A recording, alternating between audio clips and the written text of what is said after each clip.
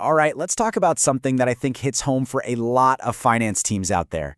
We're going to tackle how to go from that tangled mess of spreadsheets, that financial black box, into a crystal clear automated reporting engine. Let's get right into it.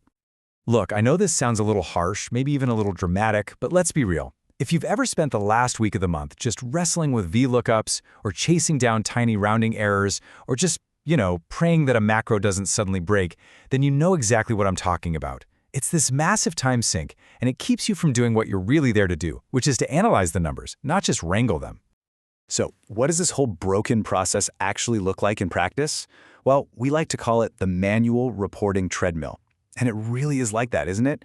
It's just this endless cycle of frantically gathering data, painfully manipulating it in Excel, and then just hoping and praying that the final report actually balances. Okay, let's make this feel a bit more real with a case study. Let's meet Lumina Lux Corp. Now, they're a global company, but their finance department is, frankly, a total black box.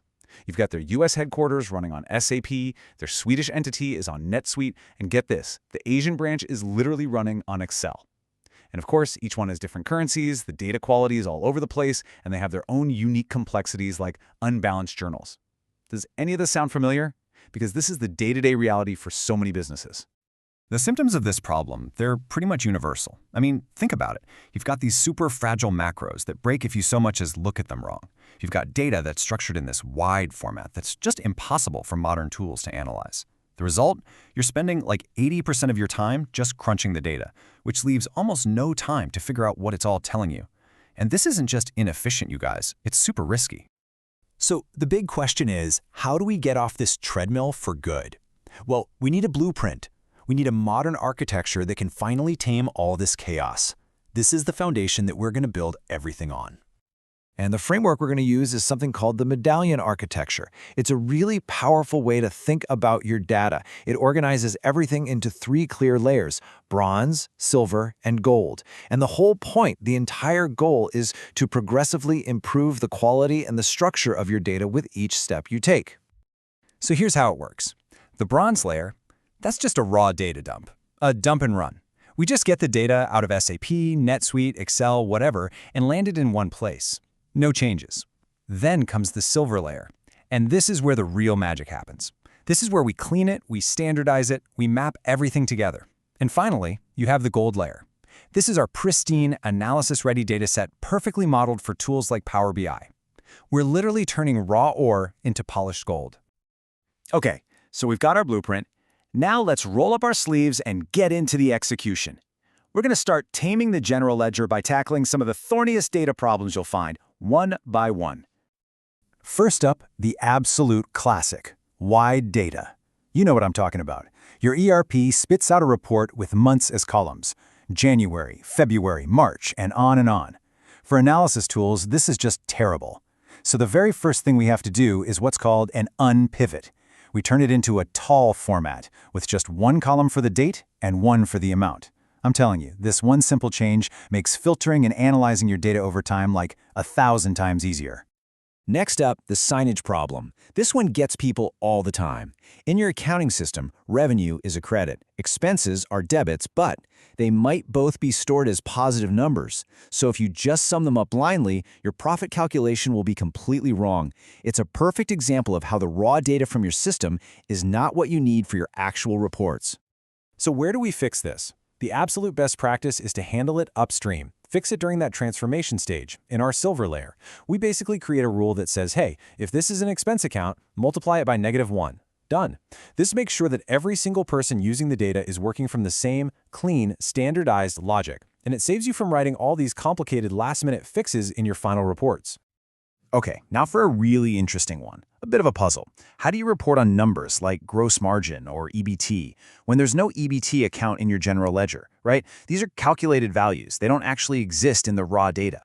The secret weapon here is a concept called a headers table. It sounds technical, but it's basically a simple little table you create yourself that acts as a blueprint for your financial statement. It defines the exact order of every single line item, and here's the kicker. It includes placeholders and rules for all your calculated rows. This lets you build a perfectly formatted P&L that mixes your real data with all those custom subtotals. It's just an incredibly elegant solution to a really common problem. So, we've built the engine, we've cleaned the data, we've solved all those tricky modeling problems. Now for the fun part. Let's look at the payoff. What does this shiny new automated system actually let us do? Well, for starters, variance analysis becomes totally effortless. I mean, with clean, consolidated data for your actuals and your budgets, creating a chart like this is a simple drag and drop. You can immediately see where you beat the budget and where you fell short, all without spending hours manually trying to align two different spreadsheets. We can also create these really powerful at-a-glance visuals for our key performance indicators. Is our gross margin on target? This little donut chart tells us instantly. Green means we hit it, red means we missed. Simple. This is all about telling a clear story with your data, not just dumping a table of numbers on someone. And we can use visuals that are literally made for financial analysis. The waterfall chart, just like this quote says, is an accountant's favorite for a reason. It's perfect for explaining performance. It breaks down the whole story of what drove the change in profit from last month to this month, showing you every positive and negative piece along the way. So what's the ultimate result of putting in all this work? Well, it's a fundamental shift, a total change in the role of the finance team. The impact here is just massive. We're talking about up to an 80% reduction in the time your team spends on manual data prep. I mean, just stop and think about that.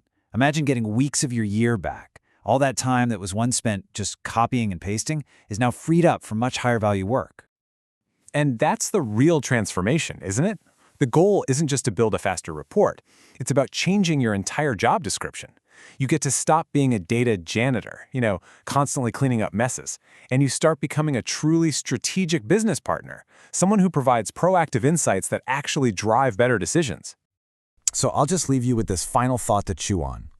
If your month-end reporting was completely automated, like a one-click process, what are the critical, game-changing questions about your business that you would finally have the time to sit down and ask, and more importantly, to answer?